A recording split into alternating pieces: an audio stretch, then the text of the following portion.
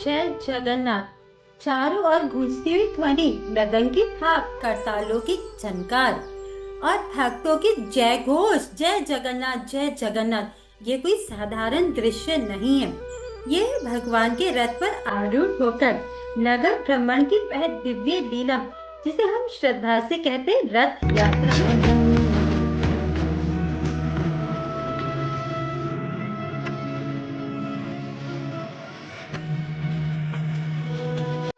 जो मात्र एक यात्रा नहीं बल्कि एक आध्यात्मिक उत्सव है, जहाँ स्वयं भगवान अपने भक्तों के बीच उतर आते हैं। यह महा उत्सव विशेष रूप से उड़ीसा के पुरी धाम में मनाया जाता है, जहाँ श्री जगन्नाथ, बलभद्र और सुभद्रा देवी विशाल रथों पर आरूढ़ होकर गुंडीचा मंदिर की ओर प्रस्थान करते हैं। यह वह दुर्लभ क्षण होता है जब भगवान सिंहासन से उतरकर आम लोगों के द्वार तक पहुंचते हैं। रथ यात्रा नाम है उस दिव्य मिलन का, जहां भगवान और जीव एक साथ एक ही मार्ग पर चलते हैं, एक ही आकाश के नीचे, एक ही भावना में, भक्ति में। पूरे हजारों सालों से यह परंपरा जीवित है। कहा जाता है कि भगवान श्री कृष्ण ने द्वारिका में रहने के बाद वृंदावन की स्मृति में खो जाते थे। उनके हृदय में गोकुल वासियों का स्नेह, यशोदा मैया की ममता और गोपियों की प्रीत गूंजते रहते थे। और फिर एक दिन वह अपनी बहन और भाई के साथ रथ में बैठे अपने हृदय के वृंदावन के ओर चल पड़े। यही है रथ यात्रा की उद्गम कथा। यह केवल एक दिव्य परंपरा नहीं, यह है प्रेम का सार्वजनिक उत्सव, जहां भगवान घर से बाहर आते हैं और कहते हैं, मैं केवल मंदिरों में नहीं रहता, मैं वहां हूँ जहां मेरा भक्त मुझे पुकारता है। इस रथ यात्रा की महिमा केवल इतिहास तक सीमित नहीं रही।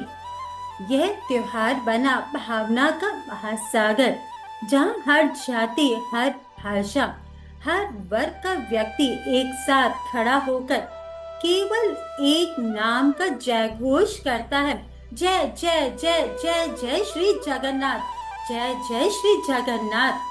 और इस अद्भुत चेतना को, इस दिव्य परंपरा को वैश्विक रूप देने का काम किया हमारे शीला प्रभुपाद ने।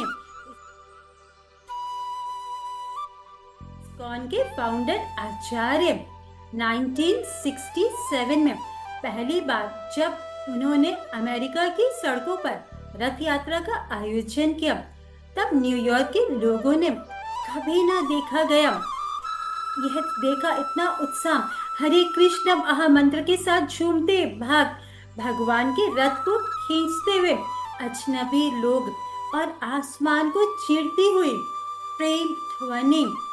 आज दुनिया के 6 महाद्वीपों में से 100 से अधिक देशों में रथ यात्रा आयोजित होती है। जगन्नाथ तो हम सबके हैं। यह बना है, देखिए, विश्व का उत्सव, एक ऐसी यात्रा जो रथ की नहीं, चेतना की यात्रा है। The festival of a moving candle of devotion. यदा यदा हि धर्मस्य ग्लानिर्भवति भारत अभ्युत्थानमधर्मस्य तदात्मानं सृजाम्यहम्। कई अलौकिक घटनाएं इस यात्रा से जुड़ी हैं। श्री चैतन्य महाप्रभु रथ यात्रा में सम्मिलित होकर भाव विभोर नृत्य करते थे। भक्त कहते कि उस समय भगवान रथ पर नहीं, महाप्रभु के हृदय में विराजमान होकर नाचते थे। एक बार जब रथ रुक गया और कोई भी उसे आगे न बढ़ा सका, तब एक साधारण भक्त ने अश्रुपूरित नेत्रों से हृदय से पुकारा, हे प्रभु, और रथ स्वयं चल पड़ा। यह संकेत था कि रथ रस्सियों से नहीं चलता, चेतना से चलता है, भक्ति से चलता है। और जब हम रथ यात्रा में भाग लेते हैं तो हमारी जिम्मेदारी बनती है कि हम केवल इसे उत्सव ना समझें, देखिए, बल्कि उसे एक डिसिप्लिन में की सेवा के रूप में निभाए। भारी भीड़ में डिसिप्लिन ही सबसे बड़ी सेवा है।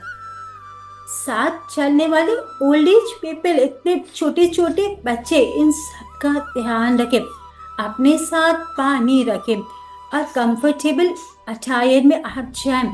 और हर समय अपने जो भी, देखिए, वहाँ इंस्ट्रक्शंस मिल रहे हैं उन्हें फॉलो करें, धक्का मुक्की ना हो, कोई अव्यवस्था ना हो, क्योंकि ये रथ केवल लकड़ी के नहीं होते, ये रथ होते भगवान की प्रतिष्ठा के।